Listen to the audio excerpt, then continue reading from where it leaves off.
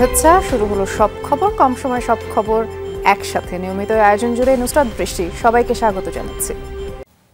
পৃথক দুই মামলায় সাবেক পরিবেশ, বন ও জলবায়ু পরিবর্তন মন্ত্রী সাবের হোসেন চৌধুরীকে 5 দিনের এবং সাবেক মুখ্য সচিব নজিবুর রহমান এবং সাবেক স্বরাষ্ট্র সচিব আমিনুল ইসলামকে 3 দিন করে রিমান্ড মঞ্জুর করেছে আদালত। বিকেলে 3 জনকে ঢাকার মুখ্য মহানগর হাকিম আদালতে তোলা হয়। এ সময় তাদের প্রত্যেকের বিরুদ্ধে হত্যা মামলায় 10 দিন করে রিমান্ড আবেদন করে পুলিশ। এর আগে রোববার রাতে রাজধানীর বিভিন্ন স্থানে অভিযান চালিয়ে তাদেরকে গ্রেফতার করা হয়। 2022 সালে বিএনপি কর্মী মকবুল হত্যার ঘটনায় পল্টন থানার এক মামলায় সাবেক মন্ত্রী সাবের হোসেন চৌধুরীকে গ্রেফতার দেখানো হয়। এছাড়া যুবদল নেতা শামীম হত্যা মামলায় এনবিআর এর সাবেক চেয়ারম্যান মোহাম্মদ নজিবুর রহমান ও সাবেক সিনিয়র সচিব মোহাম্মদ আমিনুল ইসলাম খানকে 10 দিনের রিমান্ডে নিতে আবেদন করে পুলিশ। শামীম গত 28 অক্টোবর সমাবেশে নিহত হন।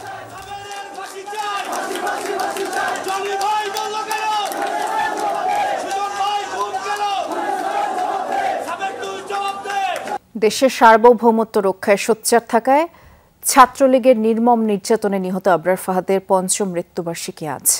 বাংলাদেশ প্রকৌশল ও প্রযুক্তি বিশ্ববিদ্যালয় বুয়েটের 17তম ব্যাচের তড়িৎ ও ইলেকট্রনিক্স প্রকৌশল বিভাগের 2য় বর্ষের ছাত্র ছিলেন আবরার। 2019 সালের 6 অক্টোবর রাতে শেরেবাংলা হলের 1011 নম্বর কক্ষে তাকে ডেকে নিয়ে যায় শাখা ছাত্রলীগ নেতারা। সেখানে রাতভর নির্মমভাবে পিটিয়ে হত্যা করা হয় তাকে। রাত 3টার দিকে শেরেবাংলা হলের 2য় তলা থেকে আবরারের মরদেহ হলের নিচ তলায় রেখে যায় ছাত্রলীগ নেতারা, আর সেখান থেকে তার মরদেহ উদ্ধার করে বিশ্ববিদ্যালয় কর্তৃপক্ষ। 2019 সালে 5 অক্টোবর ভারতের সাথে পানি ও গ্যাস চুক্তির বিষয়ে সামাজিক মাধ্যমে একটি স্ট্যাটাস দেন আবরার। ওই স্ট্যাটাসটি দেওয়ার সময় তিনি কুষ্টিয়ায় গ্রামের বাড়িতে ছিলেন। 6 অক্টোবর বিকেলে হলে ফেরেন। সেই রাতেই আবরারকে পিটিয়ে হত্যা করে ছাত্রলীগের নেতাকর্মীরা।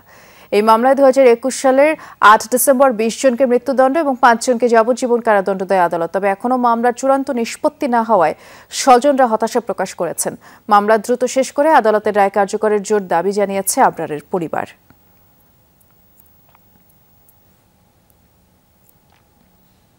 বুয়েট শিক্ষার্থী আবরার ফাহাদ হত্যা মামলার ডেথ রেফারেন্স এবং আপিল দ্রুত শুনানির উদ্যোগ নেওয়া হয়েছে বলে জানিয়েছেন অ্যাটর্নি জেনারেল অ্যাডভোকেট আসাদুজ্জামান। মামলাটির আপিল শুনানির অগ্রগতি বিষয়ে আজ নিজ কার্যালয়ে সাংবাদিকদের এ কথা তিনি জানিয়েছেন। রাষ্ট্রের সর্বোচ্চ আইন কর্মকর্তা জানান, এখন পর্যন্ত 19টি আপিল দায়ের হয়েছে, যদিও আপিলের পেপার বুক এখনও প্রস্তুত হয়নি। চাঞ্চল্যকর মামলা, অগ্রাধিকারের ভিত্তিতে পেপার বুক হওয়া উচিত বলেও তিনি মন্তব্য করেন। 2019 সালের 6 অক্টোবর রাতে বুয়েটের শেরেবাংলা হলে আবরারকে পিটিয়ে হত্যা করা হয় এবং এই ঘটনায় 19 জনকে আসামি করে 7 অক্টোবর চকবাজার থানায় হত্যা মামলা করেন আবরার ফাহাদের বাবা বরকতুল্লাহ। আলোচিত এই মামলায় 20 জনকে মৃত্যুদণ্ড এবং 5 জনকে যাবজ্জীবন কারাদণ্ড দেন আদালত।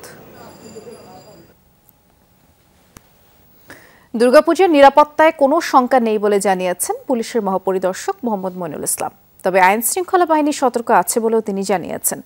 পুলিশ মহাপরিদর্শক বললেন, উৎসব আয়োজন ঘিরেও কোনো অপতৎপরতার সুযোগ নেই। কেউ কোনো বিশৃঙ্খলা করলে তার বিরুদ্ধে কঠোর পদক্ষেপ নেওয়া হবে বলে হুঁশিয়ার করেছেন পুলিশ মহাপরিদর্শক। বুধবার মহাষষ্ঠীর মধ্য দিয়ে শুরু হচ্ছে শারদীয় দুর্গা উৎসব। চলছে শেষ মুহূর্তের প্রস্তুতি।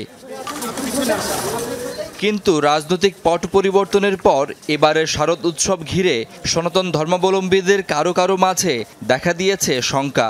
তাদের আশ্বস্ত করতেই রাজধানীর ঢাকেশ্বরী মন্দিরে পুলিশের মহাপরিদর্শক জানান, কোনো ভয় নেই। দেশের সব পূজা মণ্ডপে কঠোর নিরাপত্তা ব্যবস্থা নেওয়া হয়েছে। যে কোনো জায়গায়, যে কোনো পূজা মণ্ডপে যদি কেউ শান্তি শৃঙ্খলা বিঘ্ন ঘটায়, যদি কেউ অপতৎপরতা চালায়, সেই ক্ষেত্রে তাৎক্ষণিক দ্রুত ব্যবস্থা নেওয়া হবে। কোথাও কোনো ধরনের বিশৃঙ্খলা অপতৎপরতার কোনো সুযোগ নাই। আইজিপি জানান, পূজা মণ্ডপে পুলিশের পাশাপাশি আনসার এবং সশস্ত্র বাহিনীর সদস্যরাও নিরাপত্তার দায়িত্বে থাকবেন। জঙ্গি সংগঠনের যারা জামিনে আছে তাদের ওপর নজরদারি চলছে বলেও জানান আইজিপি। কেউ জঙ্গি তৎপরতা করবে বা আইএসআই বা অন্য কোনো সংগঠনের ভাবাদর্শে চলবে, সেটার কোনো সুযোগ নাই। ইতিমধ্যে আপনারা দেখেছেন যে হিজবুত তাহরির, এটা নিষিদ্ধ সংগঠন, তার যে মূল সমন্বয়ক, মিডিয়া সমন্বয়ক, তাকে আমরা গ্রেপ্তার করেছি।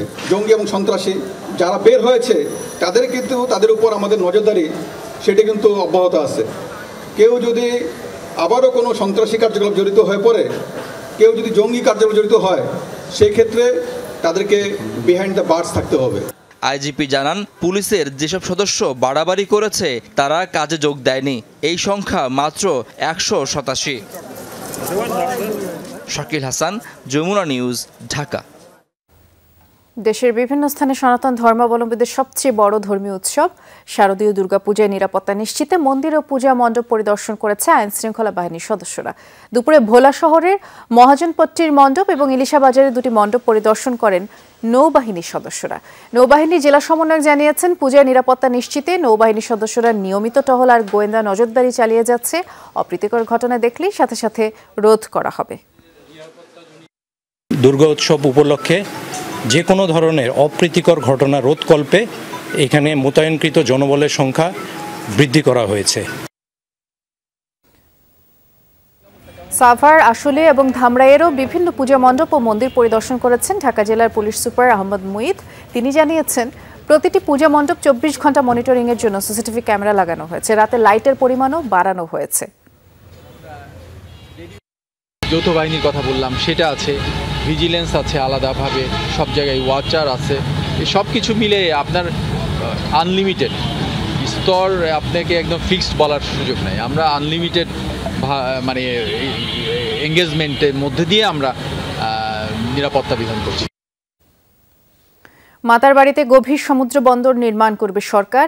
এতে ব্যয় হবে 24,000 কোটি টাকা। আর প্রকল্পে আংশিক ঋণ দেবে জাপান।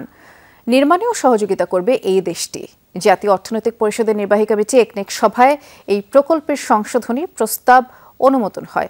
পরিকল্পনা উপদেষ্টা জানিয়েছেন, সমুদ্র বন্দর নির্মাণের সার্বিক বিবেচনায় জাপান এগিয়ে আছে। এটি হবে বর্তমান সরকারের সবচেয়ে বড় প্রকল্প। আঞ্চলিক বাণিজ্যের কঠিন প্রতিযোগিতায় বাংলাদেশে কি গভীর সমুদ্র বন্দর নির্মাণ ঠিক হবে? এই বিতর্ক বেশ পুরনো। বলা হয়, শুধু দেশের আমদানি রপ্তানি বাণিজ্য না, ভারতের 7 সিস্টার্স আর নেপাল, চীন আর মিয়ানমারকে পাশে পাওয়া গেলেই এই বন্দরে সুফল পাবে বাংলাদেশ। সেই ধারাবাহিকতায় গেল বছর তৈরি হয় নতুন চ্যানেল। কিন্তু মূল অবকাঠামো নির্মাণ নিয়ে ভূ রাজনীতির মারপ্যাচ ভালোই সামাল দিতে হয়েছে বাংলাদেশকে। সিদ্ধান্ত জানা গেল সোমবার। প্রধান উপদেষ্টা ডক্টর মোহাম্মদ ইউনূসের একনেক সভায় সিদ্ধান্ত, মাতারবাড়ি গভীর সমুদ্র বন্দরের অবকাঠামো উন্নয়ন হবে। সেজন্য ব্যয় বাড়বে 6,000 কোটি টাকা। তৈরি হবে পূর্ণাঙ্গ ডিপসি পোর্ট। প্রকল্পে ঋণ দেবে জাপান। বাস্তবায়ন শেষ হবে 2030 সালে। মাতারবাড়িতে যেহেতু একটা যেটি হয়েই গেছে, মাতারবাড়িতে একটা গভীর সমুদ্র বন্দর করার প্রকল্প, এটা আমরা বিবেচনা করেছি। এটা একটা বড় প্রকল্প। সাংবাদিকদের প্রশ্ন ছিল, এত দেশের মাঝে কেন জাপানকেই নির্বাচন করলো বর্তমান সরকার? চীন করবে না ভারত করবে নিয়ে বহু টানাপোড়েন চলছিল, কোনো কিছুই হচ্ছিল না। এটা যে কারণে বললাম, একটা ভূ রাজনৈতিক তাৎপর্যপূর্ণ একটা বড় প্রকল্প। এবং আমরা ভাবলাম যে জাপান কিন্তু একটা দেশ যেটা অত্যন্ত, আমি আগেই বলেছি, খুব সহজ শর্তে ঋণ দেয়। উপদেষ্টা জানান, যেসব প্রকল্পের মেয়াদ বৃদ্ধি হচ্ছে সেখানেও ব্যয়ের যৌক্তিকতা খতিয়ে দেখা হচ্ছে। সেই ধারাবাহিকতায় এবার প্রজেক্টের গাড়ির হিসাবও নেবে সরকার। কত গাড়ি আসলে আছে এবং সেই গাড়িগুলা কিভাবে ব্যবহার হচ্ছে, কতদিন এগুলা টিকে থাকে, এবং যেই গাড়িগুলো ব্যবহার শেষ হয়ে গেছে, প্রকল্প শেষ হয়ে গেছে, সেগুলো ওখানে বসে বসে নষ্ট না হওয়ার থেকে বরং অন্য কাজে ব্যবহার করে নতুন গাড়ি যাতে না কেনা হয়। একনেক সভায় 24,412 কোটি টাকা ব্যয়ে 4টি প্রকল্প অনুমোদন হয়। তৌহিদ হোসেন, যমুনা নিউজ, ঢাকা। নতুন করে বৃষ্টি না হওয়ায় পাহাড়ি ঢলের পানি কমতে শুরু করেছে ময়মনসিংহ ও শেরপুরে। তবে নেত্রকোনায় ঢলের কারণে পানি এখনও বাড়ন্ত। আর দুর্গতদের দুর্ভোগ কমছে না। এখন পর্যন্ত শেরপুরে 8 জনের মৃত্যুর খবর নিশ্চিত করেছে প্রশাসন।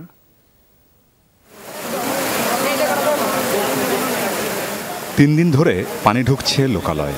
সোমেশ্বরী, কংস আর উবদাখালী নদীর পানি বইছে বিপদসীমার উপরে। প্লাবিত হচ্ছে নতুন নতুন এলাকা। দুর্গাপুর, কলমাকান্দা সহ নেত্রকোনার 5 উপজেলার 1.5 শতাধিক গ্রাম জলমগ্ন। পানিবন্দী লক্ষাধিক মানুষ। ভেসে গেছে পুকুরের মাছ, ডুবেছে ফসল। গতকালকে এই জায়গার মধ্যে অনেক পুরা ফসল, সবুজ ফসল ছিল। পুকুর, নদী, নালা যা আছে সব একদম একাকার হয়ে গেছে। আমরা এখন সাগরে বাসার মতো। আমাদের ঘরের চারপাশে পানি। রান্না খাওয়ার কোনো ব্যবস্থা নাই, শুকনা খাবারের অভাব। মহারশী নদীর ভাঙ্গা বাঁধ দিয়ে পানি ঢুকছে শেরপুরের লোকালয়ে। জলমগ্ন 5 উপজেলার 1.5 লাখের বেশি মানুষ। খোলা হয়েছে আশ্রয় কেন্দ্র, বাড়িঘর ছেড়ে সেখানে ঠাঁই নিয়েছেন অনেকে। খাবার ও বিশুদ্ধ পানির চরম সংকট দেখা দিয়েছে। সরকারি বেসরকারি উদ্যোগে কিছু ত্রাণ বিতরণ হলেও তা প্রয়োজনের তুলনায় খুবই কম। না খায়া রয়েছি 4 দিন ধরে বন্যা, আজকে এই যে চাল ডাল পাইলাম। শুকনো খাবারের পাশাপাশি আমরা রান্না করা খাবারও মানুষের কাছে পৌঁছে দিচ্ছি। কতদিন পর্যন্ত চালাবেন? এটা যতদিন পর্যন্ত এই বন্যা পরিস্থিতি মানুষের দুর্ভোগ লাঘব না হবে ততদিন পর্যন্ত আমরা এই কার্যক্রম চলমান রাখবো।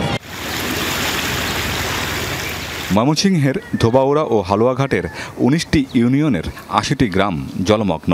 দর্শা ও নেতাই নদীর পানিতে প্লাবিত বিস্তীর্ণ অঞ্চল, জলমগ্ন বাড়িঘর, রাস্তাঘাট। পানি ঢুকে পড়েছে সরকারি প্রতিষ্ঠান আর হাসপাতালে। দুর্ভোগে লাখো মানুষ। অনেকে আশ্রয় নিয়েছেন বিভিন্ন শিক্ষা প্রতিষ্ঠানের ভবনে। দেখা দিয়েছে খাবার সংকট। আমরা সাধারণ মানুষজন তো আছে, আমাদের ছাত্ররা কিন্তু বিভিন্ন সোর্স থেকে ত্রাণ কালেক্ট করছে। উপজেলা থেকে সমন্বয় করে দিচ্ছি যাতে কোনো গ্রাম আনঅ্যাটেন্ডেড না থাকে বা এক জায়গায় যাতে ডুপ্লিকেশন না হয়। ভারী বৃষ্টি না হলে 3 জেলায় দ্রুত পরিস্থিতি উন্নতির পূর্বাভাস দিয়েছে আবহাওয়া অফিস। আমিন বাবু, যমুনা নিউজ। জুলাই আগস্ট আন্দোলনে নিহত 737 জন আর মোট আহত 22,907 জন বলে জানিয়েছেন স্বাস্থ্য উপদেষ্টা নুরজাহান বেগম। বিকেলে সচিবালয়ে এক ব্রিফিংয়ে উপদেষ্টা এসব তথ্য তুলে ধরেন। বলেছেন, নিহত ও আহতের তালিকা করতে যে কমিটি হয়েছে এর ভিত্তিতে 737 জন নিহতের তথ্য পেয়েছে মন্ত্রণালয়, এটা যাচাই করা হয়েছে। আর ছাত্ররা বলেছে 1500-র উপরে নিহত, এটা মিলিয়ে দেখা হবে। ডিসি ও সিভিল সার্জন পর্যায়ে তথ্য চাওয়া হয়েছে বলেও উপদেষ্টা জানিয়েছেন। বললেন, মোট 22,907 জন আহতের তথ্য পাওয়া গেছে। এদের মধ্যে চোখে আঘাত পেয়েছে 400 জন, আর 1 চোখ হারিয়েছে এর মধ্যে 350 জন। 2 চোখ হারিয়েছে 35 জন, অঙ্গহানি হয়েছে 22 জনের। বাকিরা নানাভাবে আহত হয়েছেন।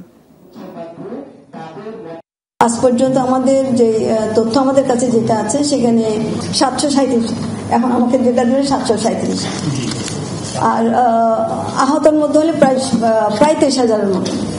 এখানে নানা রকম ইনজুরি আছে, সবগুলো মিলে। আবার যাতে হাত পা কাটা গেছে কিংবা ইনজুরি হয়েছে এরকমও অনেক ছিল, সেগুলো আমাদের তথ্যের মধ্যে আছে। বিশ্ব শিশু দিবসে ছাত্র জনতার আন্দোলনে শহীদ 105 শিশুর পরিবারকে সম্মাননা, স্বীকৃতি আর অনুদান দিল মহিলা ও শিশু বিষয়ক মন্ত্রণালয়। জুলাই আগস্ট হত্যাকাণ্ডের বিচার দাবি করেছে শহীদ এই পরিবারগুলো। উপদেষ্টা শারমিন এস মুর্শিদ বলেছেন, এই হত্যাকাণ্ডের বিচার হতেই হবে। গায়ে দিয়ে বৃহস্পতিবার আন্দোলন করছে, আর এই দেখেন এখনো ঘেরান আসতেছে। আর এই হইলে স্কুল ড্রেস, এইটা আমি এখনো ধুই নাই। আমার ছেলেরা এই যে ঘাম, আমি এখনো এটা শুকে শুকে রাখতেছি। সবই আছে আগের মতো, নেই কেবল প্রাণ ভ্রমরা। কোটা সংস্কার আন্দোলন ঘিরে শহীদ শিশু কিশোরের পরিবারগুলোর কান্না যেন শেষই হয় না। আমরা রাত্রে লাশ খুঁজতে গেছি, যাইয়ে দেই সরারদের হাসপাতালের বারান্দায় লাশ আর লাশ, আমাকে মর্গে ঢুকতে দেয় নাই। Savar cantonment public school and কলেজের শিক্ষার্থী সাফওয়ানের প্রাণ যায় 5 আগস্ট বিজয় মিছিলে। আমার ছেলের আকাশ ছোঁয়া স্বপ্ন ছিল, আমার একটাই ছেলে আর একটা মেয়ে প্রতিবন্ধী। বিএএফ শাহিন কলেজের আহনাফ আর ফিরবে না। মায়ের কাছে সে ঘর যেন স্মৃতির কারাগার। আকাশ পরিণত হয়েছে বর্ণহীন এক হাহাকারে। এই যে ছবিটা যে আমি সবাইকে দেখাচ্ছি, বুকটা তো ফেটে যায়। ছাত্র জনতার আন্দোলনে প্রাণ গেছে এমন 105 শিশুর। কেউ আন্দোলনে, কেউ খেলতে গিয়ে, কেউ নিজ ঘরে জানালায় বা ছাদে গুলিবিদ্ধ হয়ে শহীদ। বিশ্ব শিশু দিবসে একসাথে 105 পরিবার। সবার দাবি হত্যার বিচার চাই। মুরগির গোশ, গরুর গোশ খুবই পছন্দ করত। এই 2 মাসের মধ্যে আমি এখনো খাই না। প্রতিদিন একবার হলেও ছেলের কথা মনে পড়ে। বাবা মা তো আমরা, এই জন্য অনেক কষ্টে আছি এখন। সব শহীদদের মাদের হয়ে সবার জন্য বিচার চাই। আমার ছেলেরও বিচার চাই। যতগুলা বাচ্চা এভাবে গুলি খেয়ে মারা গেছে, এটা বিচার আমি চাই। শিশু দিবসের আয়োজন পরিণত হয় এক হৃদয় বিদারক পরিস্থিতির। শহীদ শিশুদের অভিভাবকদের হাতে স্বীকৃতি স্মারক তুলে দেন মহিলা ও শিশু বিষয়ক উপদেষ্টা শারমিন এস মুর্শিদ। ভাই হাম উপদেষ্টা বলেন 50 বছর ধরে যে সমাজ আর রাজনীতি তৈরি করেছে আগের প্রজন্ম তা এই প্রজন্ম বয়কট করেছে। প্রাণ দিয়ে তারা নতুন দেশ গঠন শুরু করেছে।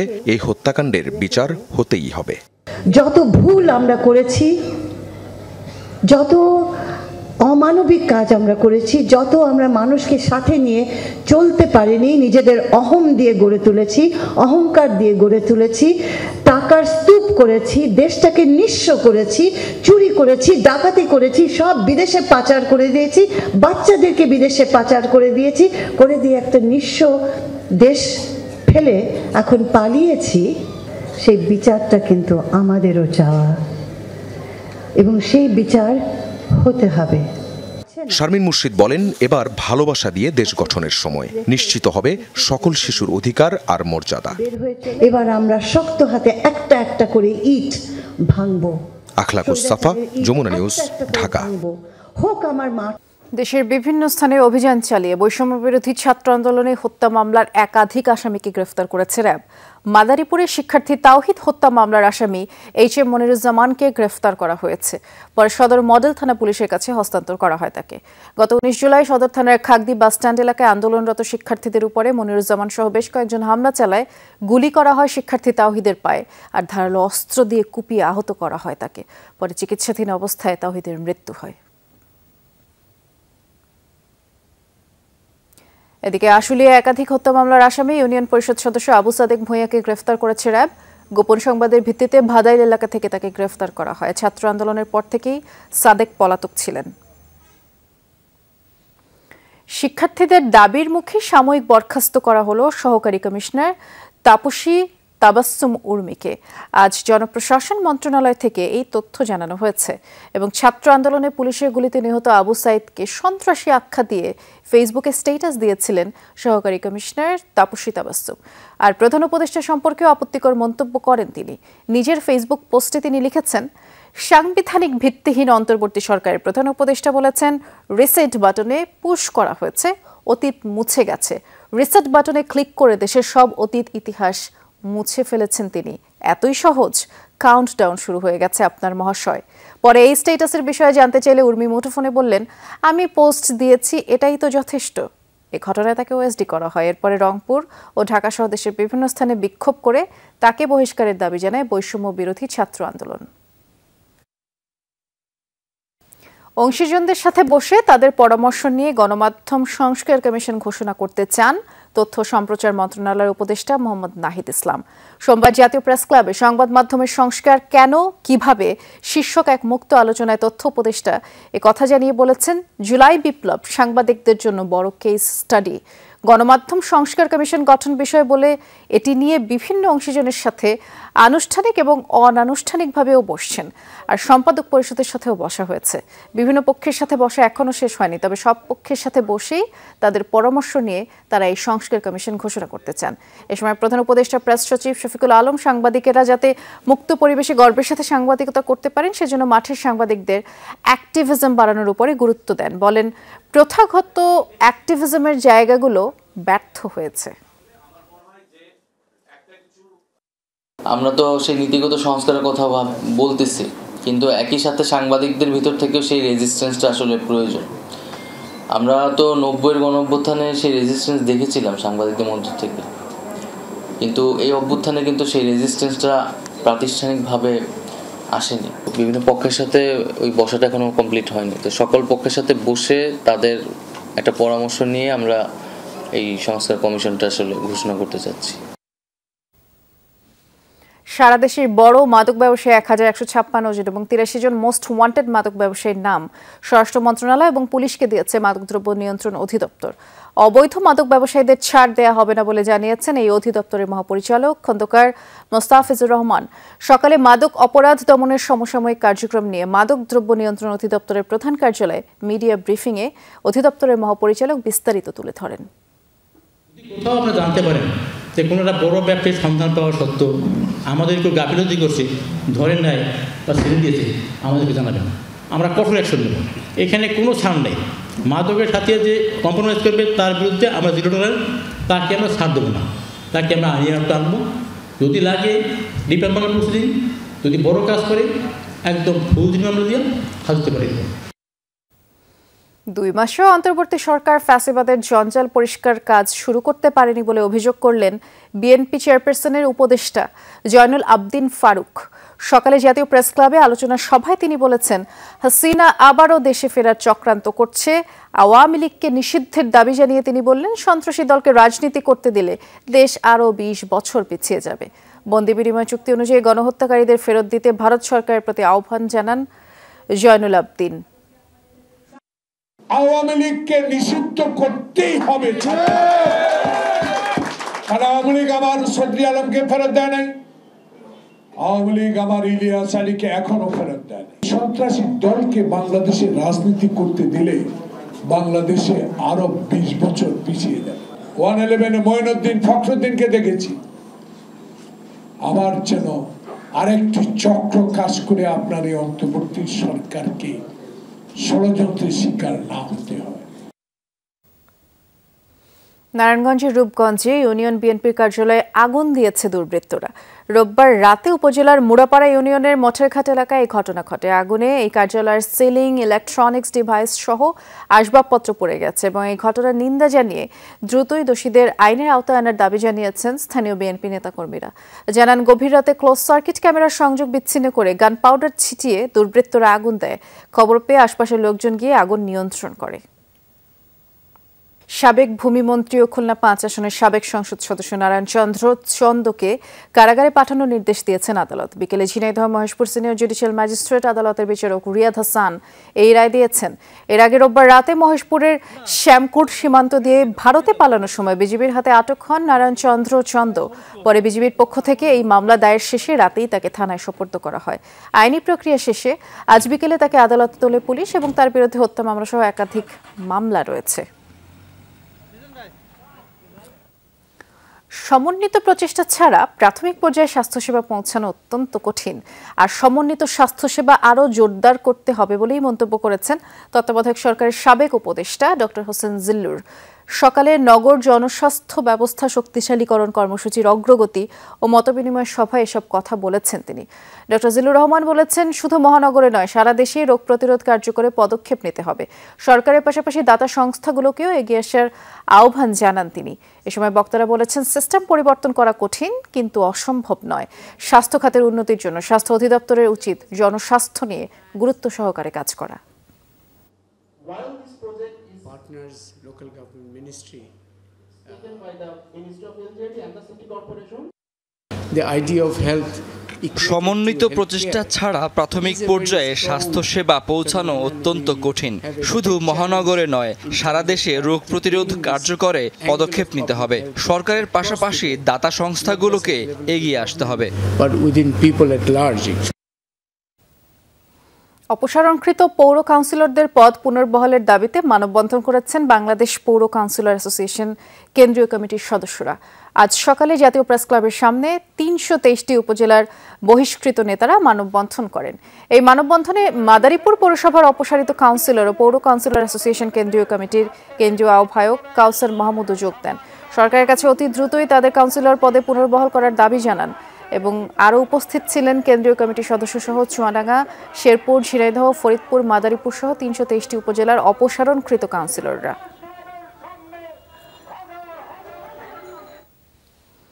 বিগত শেখ হাসিনা সরকারের চাপিয়ে দেয়া নীতির কারণে স্বাধীনভাবে কাজ করতে পারেনি দেশি বিদেশি এনজিও। অর্থ ছাড়েও প্রতিবন্ধকতা তৈরি করা হয়। শ্বেতপত্র কমিটির বৈঠকে এমন তথ্যই তুলে ধরেন এনজিও প্রতিনিধিরা। বৈঠকে যোগ দেন দেশি বিদেশি এবং স্থানীয় পর্যায়ে 78টি বেসরকারি উন্নয়ন সংস্থার প্রতিনিধি। অভিযোগ করেন, বিদেশে অবস্থানরত বাংলাদেশি দূতাবাসগুলো থেকে যথাযথ সহায়তা পায়নি উন্নয়ন সংস্থাগুলো। এনজিও পরিচালনাকারী প্রধান সংস্থা বা এনজিও ব্যুরো থেকেও অসহযোগিতা করা হয়েছে।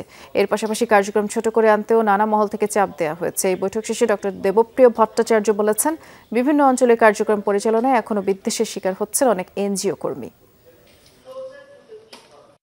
সরকারের বিভিন্ন এজেন্সি তথ্য উপাত্ত সংগ্রহ করে তাদের কথা বলেছেন, সেহেতু এমনকি একই সাথে সরকারের বিদেশে যে দূতাবাসগুলো আছে তাদের ভূমিকা নিয়েও কিন্তু ওনারা উষ্মা প্রকাশ করেছেন। সেহেতু সরকারি ব্যবস্থাপনাকে সুষ্ঠু করা, তাকে আরো বেশি দুর্নীতিমুক্ত করা এবং এইটা অন্যতম বড় বিষয় হিসেবে ওনারা দেখেছেন। পুলিশের চাকরির আবেদনের বয়সসীমা 30 বছর করার দাবি জানিয়েছেন চাকরি প্রত্যাশীরা। আর সকালে পুলিশ হেডকোয়ার্টার্সের সামনে মানববন্ধন থেকে এই দাবি জানানো হয়। বক্তারা পুলিশের সাব ইন্সপেক্টর ও সার্জেন্ট নিয়োগের আবেদনে সময়সীমা 27 রাখার সমালোচনা করে জানান, বিদ্যমান শিক্ষা ব্যবস্থায় স্নাতক এবং স্নাতকোত্তর শেষ করতেই বয়স 25-26 পেরিয়ে যায়। আর বয়সসীমা 27 করা হলে বিপুল সংখ্যক আবেদনকারী বঞ্চিত হবেন। সরকারি চাকরিতে বয়স বৃদ্ধির জন্য যে একটা কমিশন গঠন করছে, সেই কমিশনে কোনো রিপোর্ট না আসার মধ্যেও বর্তমান পুলিশ সদর দপ্তর 42তম সাব ইন্সপেক্টর সার্কুলার দিছে, যেটা মনে হচ্ছে আমাদের সাথে অযৌক্তিক হচ্ছে। কোটাধারীরা ওনারা 32 বছর পর্যন্ত চাকরির আবেদন করতে পারে পুলিশ সাব ইন্সপেক্টর এবং সার্জেন্টের ক্ষেত্রে, কিন্তু আমরা 27 বছরে, সাধারণ শিক্ষার্থীরা 27 বছরে আমরা আটকে থাকি। চাঁদপুরের স্কুল ছাত্রী মিশু হত্যা মামলায় 2 আসামিকে যাবজ্জীবন কারাদণ্ড দিয়েছেন আদালত। একই সাথে তাদের 1 লাখ টাকা করে অর্থদণ্ড দেওয়া হয়েছে। দুপুরে নারী ও শিশু নির্যাতন দমন ট্রাইব্যুনালের বিচারক আব্দুল হান্নান এই রায় দিয়েছেন।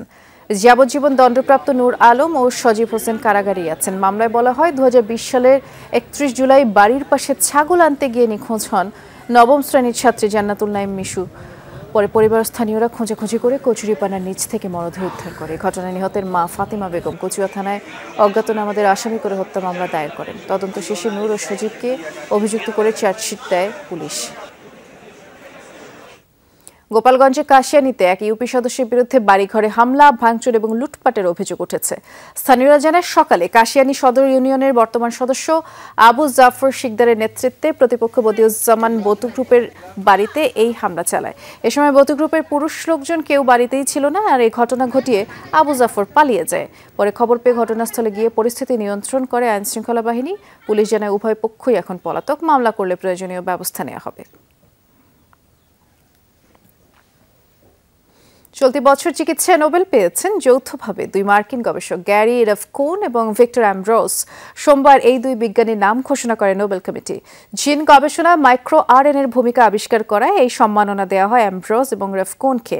কমিটি জানিয়েছে, মাইক্রো আরএনএ আবিষ্কার এবং পোস্ট ট্রান্সক্রিপশন জিন নিয়ন্ত্রণে গুরুত্বপূর্ণ অবদান রেখেছেন এই 2 গবেষক। গ্যারি রাফকিন হার্ভার্ড মেডিকেল স্কুলে অধ্যাপক হিসেবে নিয়োজিত আছেন। অন্যদিকে ভিক্টর অ্যামব্রোস কর্মরত আছেন ইউনিভার্সিটি অব ম্যাসাচুসেটসে। সেন্ট মার্টিন দ্বীপে রাত্রিযাপন বন্ধ এবং পর্যটক নিষিদ্ধ করা হবে কিনা তার সব অংশীজনের সাথে আলোচনা করে সিদ্ধান্ত নেওয়া হবে বলে জানিয়েছেন পরিবেশ উপদেষ্টা। বলেছেন, নভেম্বরে পর্যটন মৌসুম শুরুর আগে এ বিষয়ে সিদ্ধান্ত নেওয়া হবে। সচিবালয় পরিবেশ মন্ত্রণালয়ের ব্রিফিংয়ে সৈয়দা রিজওয়ানা হাসান এসব কথা বলেছেন। জানিয়েছেন, সেন্ট মার্টিনে বিপন্ন প্রাণী আছে। এটা প্রতিবেশগত সংকটাপন্ন এলাকা ঘোষণা করা হয়েছে 1999 সালে। মার্টিনে অতিরিক্ত পর্যটক গমন এবং রাত্রিযাপনের ফলে সেখানকার পরিবেশের বিপর্যয় ঘটছে বিধায় সেন্ট মার্টিনে রাত্রিযাপন সম্পূর্ণ নিষিদ্ধ করার বিষয়ে সুপারিশ করা হয়। আমরা সকল স্টেক হোল্ডারদেরকে আমরা ডেকেছি, তাদের সাথে আমরা কথা বলবো। বিশ্ব শোভন কর্মদিবসে মানববন্ধন ও র্যালি করেছে ITUC-BC নারী কমিটি। সকালে জাতীয় প্রেস ক্লাবের সামনে মানববন্ধন এবং র্যালির আয়োজন করা হয়। বক্তারা বলেছেন, অর্থনৈতিক প্রবৃদ্ধি বৃদ্ধি করে এবং বৈষম্য কমিয়ে ব্যবসায়িক অনুশীলনকে উৎসাহিত করার ক্ষেত্রে শোভন সংগঠন কাজ করে থাকে, আর ন্যায্য মজুরি নিশ্চিত করে যাতে শ্রমিকরা তার মৌলিক চাহিদা পূরণ করতে পারে। এছাড়া তারা যেন ভবিষ্যৎ পরিকল্পনাও গ্রহণ করতে পারে সে বিষয়ে কাজ করবে শোভন। বক্তারা আরও বলেন, লিঙ্গ সমতাকে নিশ্চিত করার উপরে গুরুত্ব আরোপ করার মাধ্যমে কর্মশক্তি ও নেতৃত্বের ভূমিকায় মহিলাদের অংশগ্রহণের উপরে গুরুত্ব আরোপ করা হয়েছে। পিরোজপুরের 10ম গ্রেড বাস্তবায়নের দাবিতে মানববন্ধন ও স্মারকলিপি প্রদান করেছে প্রাথমিক বিদ্যালয়ের সহকারী শিক্ষকরা। রোববার নেসারাবাদে বৈষম্য নিরসনে মানববন্ধন কর্মসূচির আয়োজন করেন তারা। অংশ নেন বিভিন্ন প্রাথমিক বিদ্যালয়ের শিক্ষকরা। বলেন, যেহেতু শিক্ষকরা মানুষ ও জাতি গড়ার কারিগর, সে কারণে তাদের জীবনমান উন্নয়নেও সরকারকেই নজর দিতে হবে। এ সময় ন্যায্য যুক্তি উপস্থাপনের মাধ্যমে দ্রুতই দাবি বাস্তবায়নের আহ্বান জানানো হয় এই মানববন্ধন থেকে। সম্প্রতি কো-ব্র্যান্ডেড কার্ড চালু করার ঘোষণা দিয়েছে ঢাকা ব্যাংক পিএলসি ও গ্রিন ডেল্টা ইন্স্যুরেন্স। এই কার্ড দুটি হচ্ছে টাইটানিয়াম ক্রেডিট কার্ড এবং ওয়ার্ল্ড ক্রেডিট কার্ড। এই কো-ব্র্যান্ডেড কার্ডগুলোর মাধ্যমে গ্রাহকরা বীমা, স্বাস্থ্যসেবা, জীবনযাপন এবং ভ্রমণের ক্ষেত্রে নানা সুযোগ সুবিধা উপভোগ করতে পারবেন। ইন্স্যুরেন্স প্যাকেজগুলোর মাধ্যমে হাসপাতালে ভর্তি থাকাকালীন চিকিৎসার খরচের জন্য সর্বোচ্চ 60,000 টাকা পর্যন্ত দাবি করতে পারবেন গ্রাহকরা। ঢাকার ওয়েস্টিনে এক অনুষ্ঠানে কার্ড দুটি চালু করার ঘোষণা দেওয়া হয়। আর এই অনুষ্ঠানে উপস্থিত ছিলেন ঢাকা ব্যাংক পিএলসির ব্যবস্থাপনা পরিচালক শেখ মোহাম্মদ মারুফ, গ্রিন ডেল্টা ইন্স্যুরেন্সের ব্যবস্থাপনা পরিচালক ফারজানা চৌধুরী আর মাস্টার কার্ড বাংলাদেশের কান্ট্রি ম্যানেজার সৈয়দ মোহাম্মদ কামাল। নারী টি-20 বিশ্বকাপের খবর জানাবো কিছুক্ষণ পরেই। গ্রুপ বির ম্যাচে ইংল্যান্ডের মুখোমুখি হচ্ছে সাউথ আফ্রিকা শারজাতে। এই ম্যাচ শুরু হবে বাংলাদেশ সময় রাত 8টায়। শারজার উইকেট স্লো হওয়ায় 4 স্পিনার নিয়ে মাঠে নামার কথা রয়েছে ইংল্যান্ডের। টুর্নামেন্টে নিজেদের প্রথম ম্যাচে বাংলাদেশের বিপক্ষে 21 রানের জয় পেয়ে ফুরফুরে মেজাজে আছেন তারা। এই ম্যাচেও জয়ের প্রত্যাশা নিয়ে মাঠে নামবে থ্রি লায়ন্সরা। অপরদিকে উইন্ডিজকে 10 উইকেটে বিশাল ব্যবধানে হারিয়ে আসলে উড়ন্ত সূচনা সাউথ আফ্রিকার। দ্বিতীয় ম্যাচেও বড় ব্যবধানে জয় তুলে নেওয়ার অপেক্ষায় প্রোটিয়া নারীরা। গাজা ইসরায়েলি আগ্রাসনের 1 বছরে পুরোপুরি ধ্বংসস্তূপে পরিণত হয়েছে গাজা। জাতিসংঘের তথ্য মতে উপত্যকার 2/3 এই ধুলোয় মিশে গেছে। জমা হয়েছে 4.5 কোটি টন ধ্বংসাবশেষ আর প্রায় 42,000 ফিলিস্তিনি প্রাণ হারিয়েছে। 1 লাখ মানুষ আহত হয়েছে। বাড়িঘর হারিয়ে বাস্তুচ্যুত হয়েছে 90% বাসিন্দা। বিধ্বস্ত স্বাস্থ্য ও শিক্ষা খাত, সব মিলিয়ে চরমে মানবিক বিপর্যয়।